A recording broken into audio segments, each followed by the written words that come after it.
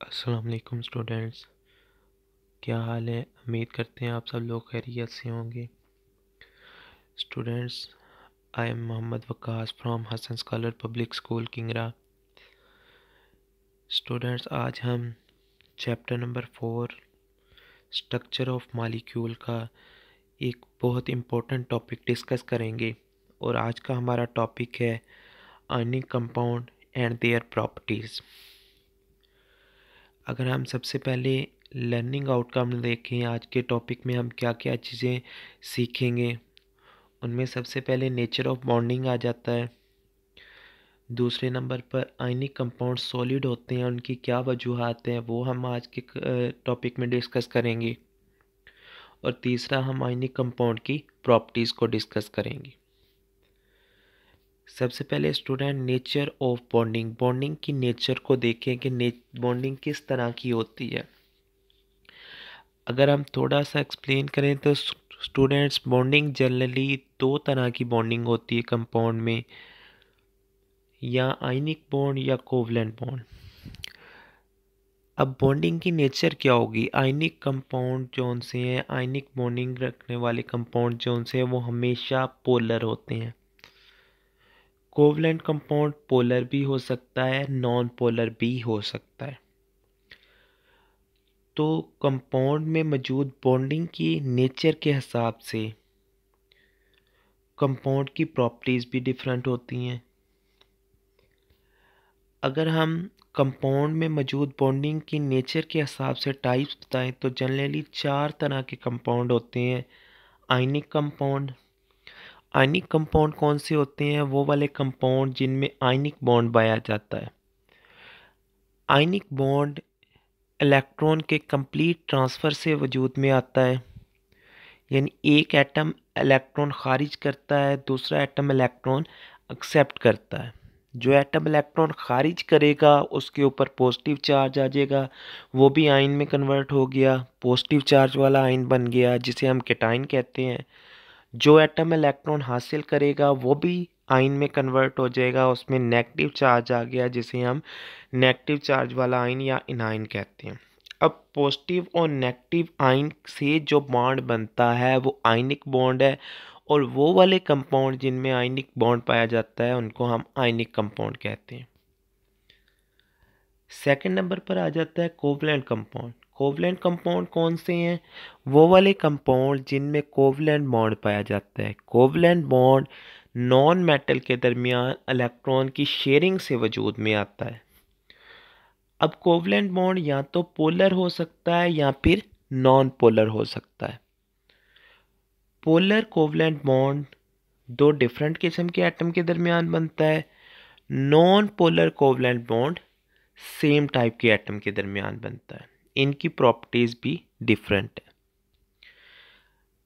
Third type हमारी आ जाती है coordinate covalent bond. Coordinate covalent compound वो वाले कंपाउंड हैं जिनमें कोऑर्डिनेट कोवलेंट बॉन्ड पाया जाता है। आज हम सबसे पहले आयनिक कंपाउंड और उनकी प्रॉपर्टीज को डिस्कस करेंगे। सबसे पहले हम ये वाली बात को एक्सप्लेन करते हैं कि आयनिक कंपाउंड सॉलिड क्यों होते हैं। जैसे मैंने अभी आपको पीछे बताया स्टूडेंट कि आयनिक कंपाउंड पॉजिटिव और नेगेटिव चार्ज वाले आयन से मिलके बनते हैं। यानी आयनिक कंपाउंड कब बनता है? जब एक एटम अपना इलेक्ट्रॉन कंप्लीटली ट्रांसफ़र करके पॉजिटिव चार्ज वाला आयन बना ले, दूसरा एटम उस इलेक्ट्रॉन को हासिल करके नेगेटिव चार्ज वाला आयन बना ले। अब मुखालिफ चार्ज वाले आयन्स बन जाए। तो आयनिक कंपाउंड हमेशा पॉजिटिव और नेगेटिव चार्ज पर मुश्तमिल होते हैं। अभी यहाँ पर आयन्स हैं, मॉलिक्यूल्स नहीं है, ठीक है। इसका मतलब है ये कंपाउंड आयन पर मुश्तमिल होते हैं, मॉलिक्यूल पर मुश्तमिल नहीं होते। अब जो पॉजिटिव और नेगेटिव चार्ज वाले आयन हैं ये कभी भी अकेला नहीं रह सकते। ये क्या करते हैं? अपने मुखालिफ चार्ज वाले आयन के साथ अटैच होते हैं ताकतवर इलेक्ट्रोस्टैटिक फोर्स से और कंपाउंड बना देते हैं न्यूट्रल। इसी तरह पॉजिटिव और नेगेटिव चार्ज वाले आयन आपस में स्ट्रॉन्ग इलेक्ट्रोस्टैटिक फोर्स से जुड़ के सॉलिड या क्रिस्टल फॉर्म में मौजूद होते हैं। अगर हम एग्जाम्पल देखें तो ये हमारे पास सोडियम क्लोराइड का स्ट्रक्चर है।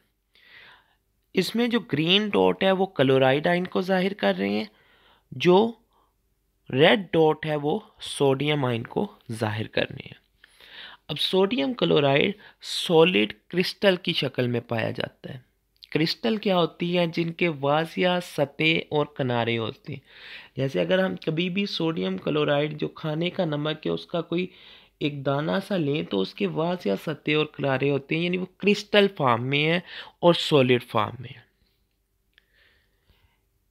आयनिक कंपाउंड की अगर हम प्रॉपर्टीज़ की बात करें तो उनमें सबसे पहली प्रॉपर्टी आ जाती है कि आयनिक कंपाउंड ज़्यादातर क्रिस्टलाइन सॉलिड होते हैं, क्रिस्टल की शक्ल में पाए जाएंगे, सॉलिड स्टेट में पाए जाएंगे। दूसरी प्रॉपर्टी अगर हम देखें तो सॉलिड हालत में अगर हम आयनिक कंपाउंड ले लें तो उनकी इलेक्ट्रिकल कंडक्टेंस ना होने के बराबर होती है, यानी सॉलिड हालत में आयनिक कंपाउंड में से इलेक्ट्रिसिटी या इलेक्ट्रिक करंट नहीं गुजर सकता। लेकिन अगर हम लिक्विड स्टेट ले लें या फिर मोल्टन फॉर्म ले लें या फिर उनका सॉल्यूशन बना लें तो ये जो कंपाउंड है ये आयंस में कन्वर्ट हो जाते हैं। आयंस में कन्वर्ट होने की वजह से इनके अंदर से इलेक्ट्रिसिटी गुजर सकती है, यानी लिक्विड स्टेट में, मोल्टन मोल्टन कहते हैं पिघली हुई हालत में, या सॉल्यूशन की हालत में आयनिक कंपाउंड अच्छे कंडक्टर हैं। और अच्छे कंडक्टर क्यों हैं? फ्री आयंस की मौजूदगी की वजह से। एक बात अपने जहन में रखें स्टूडेंट, इलेक्ट्रिसिटी मोस्टली दो वजूहात की बिना पर गुजर सकती है, या तो फ्री आयंस मौजूद हों या फिर फ्री इलेक्ट्रॉन मौजूद हों। जब हम आयनिक कंपाउंड सॉलिड स्टेट में लेते हैं तो उनमें फ्री आयंस नहीं है, आयंस हैं लेकिन वो फ्री नहीं है, इस वजह से उनमें से इलेक्ट्रिसिटी नहीं गुजर सकती।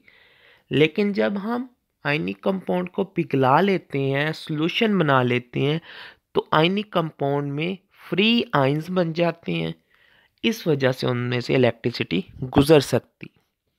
जो मेटल है उनमें फ्री इलेक्ट्रॉन होते हैं, इस वजह से उनमें से इलेक्ट्रिसिटी गुजर सकती। यानी या तो फ्री इलेक्ट्रॉन हो जो जिस तरह मेटल में, तब इलेक्ट्रिसिटी गुजरेगी, या फ्री आयंस हो जिस तरह आयनिक कंपाउंड में है, तब इलेक्ट्रिसिटी गुजरेगी। जो हमारी थर्ड प्रॉपर्टी है, आयनिक कंपाउंड जितने भी हैं ये सारे के सारे पोलर नेचर रखते हैं, इस वजह से ये पोलर सॉल्वेंट में हल हो जाते हैं। अब सबसे पहले अपने जहन में ये बात क्लियर करें, सल्यूट और सॉल्वेंट। देखिए हम कोई सॉल्यूशन बनाना चाहते हैं, जैसे नमक को पानी में हल करके सॉल्यूशन बना लिया, तो सॉल्यूशन में जो चीज़ ज़्यादा मिकदार में ले रहे हैं, जैसे पानी ज़्यादा मिकदार में है वो सॉल्वेंट है, जो चीज़ कम मिकदार में ले रहे हैं, नमक थोड़ी मिकदार में ले रहे हैं, वो सल्यूट है। तो आयनिक कंपाउंड पोलर सॉल्वेंट में हल होते हैं।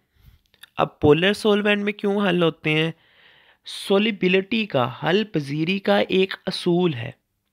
वो असूल कौन सा है कि सल्यूट और सॉल्वेंट दोनों की नेचर सेम होनी चाहिए। नेचर सेम कैसे? अगर सल्यूट पोलर है तो सॉल्वेंट भी पोलर हो, अगर सल्यूट नॉन पोलर है तो सॉल्वेंट भी नॉन पोलर हो, तब ये दोनों एक दूसरे में हल होंगे। अब पीछे ही मैंने आपको बताया कि आयनिक कंपाउंड जितने भी हैं ये सारे पोलर नेचर रखते हैं, इस वजह से ये पोलर सॉल्वेंट में हल हो जाते हैं। लास्ट हमारी प्रॉपर्टी है कि आयनिक कंपाउंड के मेल्टिंग और बॉइलिंग पॉइंट बहुत ज़्यादा होते हैं। मेल्टिंग पॉइंट क्या होता है? वो वाला टेम्परेचर का पॉइंट जहाँ पर कोई चीज़ सॉलिड हालत में जो चीज़ है वो पिघलना शुरू हो जाए, मेल्ट होना शुरू हो जाए, वो उसका मेल्टिंग पॉइंट। और वो वाला टेम्परेचर जिस पर कोई चीज़ बॉयल होना शुरू हो जाए वो उसका बॉइलिंग पॉइंट है। तो आयनिक कंपाउंड के मेल्टिंग और बॉइलिंग पॉइंट बहुत ज़्यादा होते हैं। इसकी एक एग्जांपल है, जैसे हम खाने का नमक ले लें, सोडियम क्लोराइड जिसे कहते हैं, उसका मेल्टिंग पॉइंट 800 डिग्री सेल्सियस है और बॉइलिंग पॉइंट उसका 1413 डिग्री सेल्सियस। अब इनके मेल्टिंग और बॉइलिंग पॉइंट ज़्यादा होने की वजह क्या है कि इनमें जो मुखालिफ चार्ज वाले आयन्स हैं उनमें स्ट्रॉन्ग इलेक्ट्रोस्टैटिक फोर्स है, स्ट्रॉन्ग अट्रैक्शन की कुव्वत है मुखालिफ चार्ज वाले आयन्स में, जिस वजह से उन फोर्सेस को तोड़ने के लिए बहुत ज़्यादा एनर्जी की मिकदार की ज़रूरत होती है। यहाँ तक आज का हमारा टॉपिक ख़त्म हुआ। आज के होमवर्क में आपका लर्निंग वर्क है why ionic compound are solid, write their properties. Ionic compound solid क्यों होते हैं, उनकी प्रॉपर्टीज़ ये आप लोगों ने याद करना है। होमवर्क में आप लोग आयनिक कंपाउंड की प्रॉपर्टीज़ लिखेंगे। कल हम इससे नेक्स्ट टॉपिक कोवलेंट कंपाउंड की प्रॉपर्टीज़ और पोलर और नॉन पोलर कोवलेंट कंपाउंड की प्रॉपर्टीज़ को डिस्कस करेंगे। अपना ख्याल रखिएगा, दुआओं में याद रखिएगा। अल्लाह हाफिज़।